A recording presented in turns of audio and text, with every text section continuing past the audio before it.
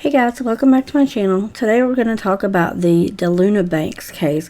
This is out of Louisville, Kentucky, so I know this area very well. I know the hospitals they talk about and all that fun stuff. So I've got a couple of videos from the news and I have a couple of articles. So I'm going to go ahead and start with WDRB. It says, Louisville man accused of killing 7-week-old daughter. A Louisville father is charged with murder after police said he killed a 7-week-old daughter. Delshawn Banks, 23, was in court Tuesday to answer for the crime. Police said the infant, identified by family members as DeLuna Banks, was taken to Norton Children's Group at Poplar Level Road on June 17th. She was unresponsive and suffering from severe head injuries, including a fractured skull, according to court documents. By the time officers arrived, medical personnel were trying to perform life-saving measures. DeLuna was then taken by EMS to Norton Children's Hospital in downtown Louisville, where doctors found that she had a skull fracture and other head trauma. She died that day, becoming Louisville's youngest homicide victim this year. According to court documents, Banks admitted that he shook the infant and threw her to the ground. The infant's mother, Courtney Jones, said it wasn't the first time Banks has hurt the child. It starts before the child is into the world, and if it happens while you're pregnant, it's going to continue after, Jones said. Whether we want to face the reality or not, it's going to happen after. The 23-year-old mother calls the infant her little rock star. Jones had a miscarriage before giving birth to DeLuna. It hurts so much because she was my rainbow baby, Jones says. You're expecting to live a long life with your child, to make memories, and I only have 2 months worth of memories. That's just not enough. Joan wasn't with Banks when he allegedly threw the child to the ground. She hasn't spoken to him after domestic violence between the two caused them to break up. The person can tell you they're going to get better. They can tell you they're going to get help, Jones said. They can tell you all these false promises and they can make it seem like it's going to happen. They can make it seem like they're getting better, but they're not. An autopsy conducted on June 21st by the Jefferson County Coroner's Office determined the child's injuries were consistent with being caused by the actions Banks described. He was arrested the same day. Banks' bond was set at $250,000 full cash. If he posts that, he'll be put on home incarceration. The family has set up a GoFundMe page to help with various expenses, to donate, blah, blah, blah. So that's the basic of this one, guys. Is that not horrible? A 7-week-old baby. So now I'm going to read another article and kind of tell you what the circumstances were, how this happened without her being there. So this is what Crime Online has to say about it. Monster dad beats newborn daughter to death as mom is hospitalized for postpartum complications. A Kentucky man is accused of fatally beating a 7-week-old daughter earlier this month while the girl's mother was hospitalized. Courtney Jones told WAVE that she was being treated for postpartum complications on June 17th when Delshawn Banks, 23, called her in hysterics. Jones says Banks was in an ambulance at the time with their daughter, DeLuna, and paramedics had to tell her what was going on because Banks would not stop crying.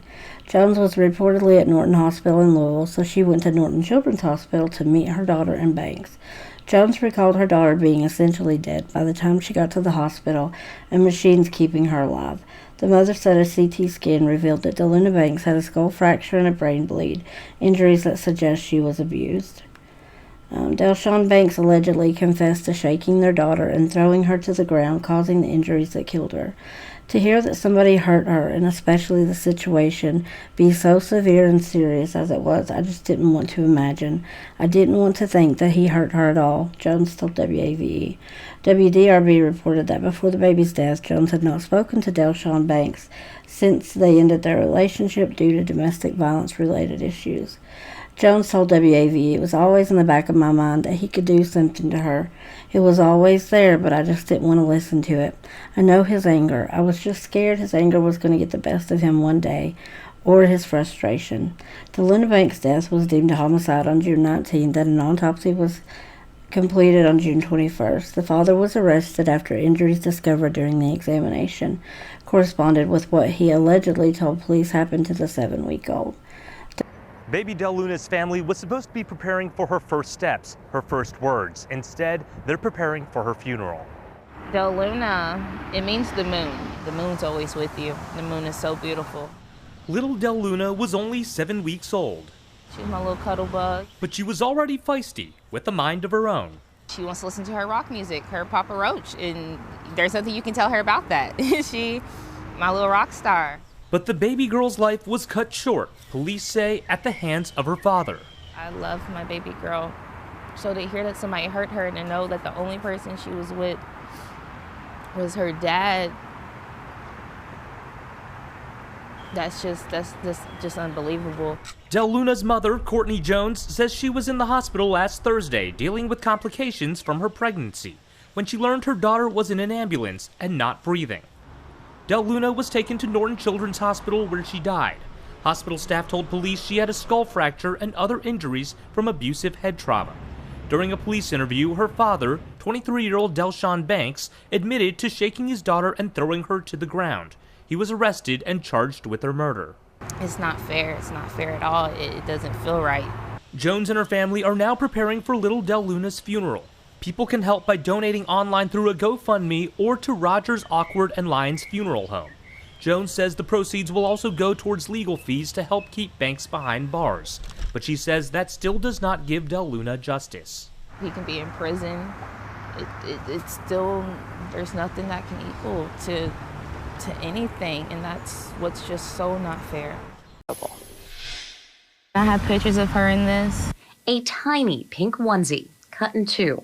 A harsh reminder of what first responders did to try and save the little girl who was wearing it. It's the only thing that I have left of her from that day. It's why Courtney Jones just can't part with it. She addressed baby Del Luna before heading to the hospital last Thursday.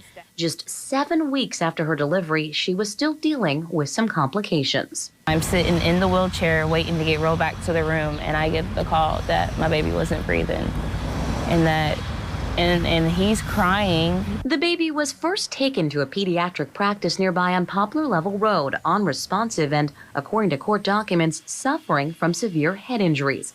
Mr. Banks, you're here today on a charge of murder, domestic violence. On Tuesday, 23-year-old Delshawn Banks faced a judge after being arrested the previous night. Makes me disgusted. Makes me sick. Jones says her boyfriend had spent days convincing her what happened was an accident, telling her that those head injuries might have been when he hit the baby's head on a car seat. She says theirs was a troubled relationship, one she now feels she should have left sooner. How do you hurt your own child? How do you hurt someone that looks just like you? You know, a part of you, your blood, your sweat, your tears, your everything. How do you do that? So let's talk about this for a minute, guys. Obviously, the mom was not involved in the murder of this baby, the abuse of this baby in any way. This is strictly on the alleged killer dad. What we can learn from it, which is why I think people should pay attention to true crime, is so that you can learn from other people's mistakes, you know, or else we're doomed to repeat things over and over and over. You know, we've been talking now for months on this channel about what in the world is going on with all these kid cases. You know, it's constant. I can't keep up with this. This came in 2 days ago, and I've already had 5 videos that I put out before I could even get to this. So, the red flags that stuck out to her, she was smart enough to leave the relationship when the domestic violence started. And she said she had no contact. But what I'm guessing and putting together, reading between the lines from the news articles and the interview, she probably didn't have a support system. Maybe she's not from that area. Maybe she doesn't have a lot of friends or family and was having complications from the birth and needed to go to the hospital. And I'm guessing she thought, I don't have any other option but to give him the baby, which clearly was a mistake. And she says things like, I knew he would be capable of something like this. I knew one day his frustrations would get the best of him. If your maternal instinct is kicking in and the back of your brain is telling you that, listen to it. I cannot emphasize that enough, guys. When stuff like that, when you're a woman, I won't even say a mom, this female instinct thing, when you get that thought that pops up from nowhere, listen to it. It will save you so much grief and, you know, in a situation like this. But like I said, I'm not blaming her. This happens all the time, unfortunately. But I want everybody to take a lesson from it. If you know somebody in this situation, help. We've got to get back to where we're a more close-knit community. If you don't have family, reach out. There's mom groups at churches and play groups and that kind of thing. You've got to get plugged in. We've got to get back to where we have mentors, whether they are your grandmother or your aunt or whatever, or they're a random neighbor. Start talking to people. We're in a society right now where everybody thinks that they are very social because they're on social media, but it's a pseudo relationship, guys. If you're not talking to somebody on the phone or ever visiting with them, you're just interacting on Twitter or Instagram or Facebook. It's not a real relationship. And obviously, it's not going to help you when something like this happens. So if you're an older woman, a mom, whatever, you see the new neighbor moves in as a young single mom or just a young mom in general, and you notice she's got her hands full, reach out, because you just don't know when they don't think they have any options left, how much weight you can take off of their shoulders, and you never know what you're going to prevent, Strike up a friendship. Let's quit being so, judgy. I don't know. I don't think that's the word I want to use, but I hear people all the time talking about, the parents, I didn't do that when I raised my kids, blah, blah, blah. We're seeing that in the Summer Wells case, and I can't help but think it's a psychological thing. If something awful like this, or like Summer Wells' disappearance, happens, your brain wants to find a bad guy. And when you don't have the answer, it's easy to point fingers at the mom or the family or whatever, because then you can say, this can never happen to me because I'm not like that. And you just never know what can happen to you in the blink of an eye. So reach out to the people around you. Start becoming more of a community. We've got to start circling the wagons with these kids, guys. Kids, moms, families. Something's got to give, because we can't keep doing cases like I cover on my channel and expect something to change if we don't do something about it. We can talk about it all day long, but until you do something about it, it's just going to get worse. It's going to get worse, guys. Well, that's all my rant. I didn't mean to give a lecture here at the end. I'm sorry. It's late. And anyway, thanks for watching my videos. Comment down in the thing. Let's talk about some of the stuff. If you've got ideas or there's things that you've done in your community that you think would help somebody else, share it down here. We're building a little community. I like to think of it like Mr. Rogers' Neighborhood. No, I don't know all of you guys that are my subscribers, but I try to interact with you guys as much as you let me. So all my contact information is down in the description bar.